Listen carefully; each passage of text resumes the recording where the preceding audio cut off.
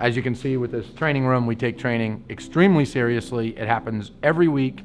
Not only we fill the room up, but since about 2015, we've been Skyping the trainings out to the other offices. Then in late 2016, a realtor friend of mine who owns a great company in Northern Virginia started asking me questions about how we're doing so well with buyer conversion and what are the things that we're doing. And finally one day it occurred to me, I said, if I'm Skyping trainings to our offices, why can't I Skype trainings to others? So we started with them in Virginia, and that's been a great success. I've most certainly been through multiple training organizations through the 21 years that I've been selling real estate, and by far, Anthony's provides the best results.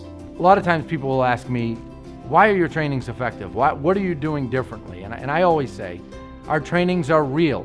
It's important to train on the real problems that agents have, the real struggles that agents have, the real objections that agents hear from buyers and sellers, and how to train your brain to overcome those objections. Not things that you hear at every real estate seminar that you go to and they tell you the same darn things 10 times over. We're talking about things that really work, and in some cases explaining them 10 times over, because repetition is the mother of skill. But a big differentiator with ours is everything we teach has been tested. It's being used every single day of every single week with our agents here. When we're doing trainings for buyers and sellers, we're doing them very specifically on conversion, receiving the lead. What do you do when you receive it? What do you say on the phone? What do you send to someone before a listing appointment? What do you send to someone before a buyer appointment? What do you do at the buyer or seller appointment? What do you do once you sign them up? And that is how we essentially walk agents down the path of walking a buyer or seller down a path of a sale.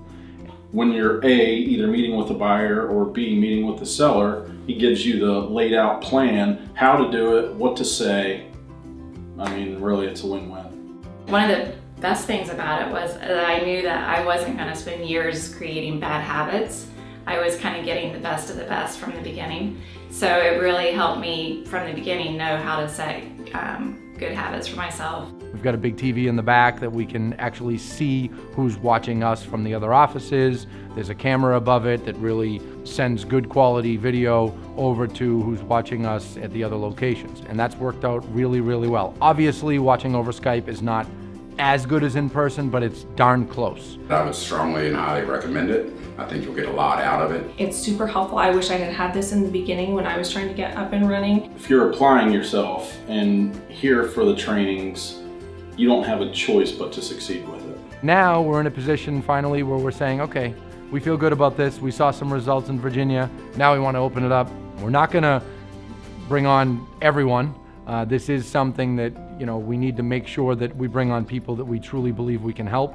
We do all the work. We're the ones doing the training, but we do need a good leader on the other end to, emphasize and reinforce what we're teaching to the agents. Our agents that tend to show up for training and are in the office on a regular basis don't really see the ebbs and flows in income like those that don't partake in our training. The stuff that we're teaching right up there every single week is being used all the time, and it works really well, and we have a lot of success from it. And when we find something that needs to be slightly changed or modified, we do that, and that's why we keep up, that's why we stay ahead, and that's how we keep our trainings real.